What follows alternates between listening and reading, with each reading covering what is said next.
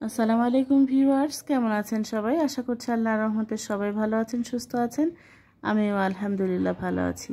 সবাইকে জানাচ্ছি রমজানের অনেক অনেক শুভেচ্ছা এবং ভালোবাসা।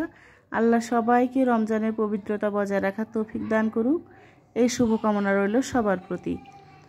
তো আজকে আমি রমজান উপলক্ষে কিছু বাজার করে এনেছি, সেগুলোই আপনাদের সাথে শেয়ার করছি।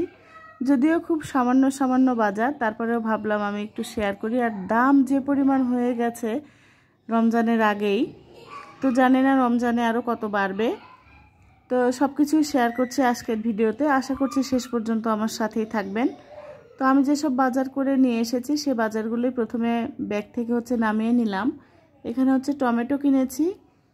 টমেটোর দাম এখানে পড়েছে 50 টাকা। সবগুলোর দাম অবশ্য আমি পরে মনে রাখিনি, তো টমেটোগুলোর দাম মনে আছে 50 টাকা। আর বেগুন এক দোকানে বলছিল 60 টাকা, আর এক দোকানে বলছিল 80 টাকা।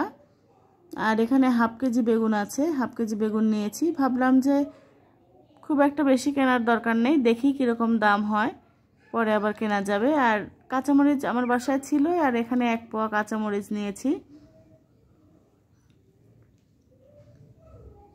তো আমার হাজব্যান্ড খুব একটা বেশি বেশি করে বাজার নিয়ে বাসায় রেখে তারপরে বাসি করে খাওয়া পছন্দ করে না। রোজার মাসে অল্প অল্প করে বাজার করে, টাটকা বাজার টাটকা খাবার খেতে বেশি পছন্দ করে। তো এখানে পেঁয়াজ নিয়েছি 1 কেজি। পেঁয়াজের দামটাও আমি জিজ্ঞেস করিনি, সম্ভবত 40 টাকা কেজি হবে।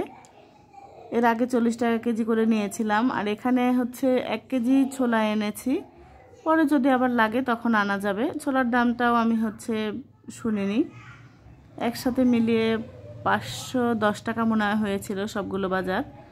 তো এখানে দোকানদার ভাই জোর করেই 1 কেজি মিষ্টি দিয়ে দিল শরবতের জন্য।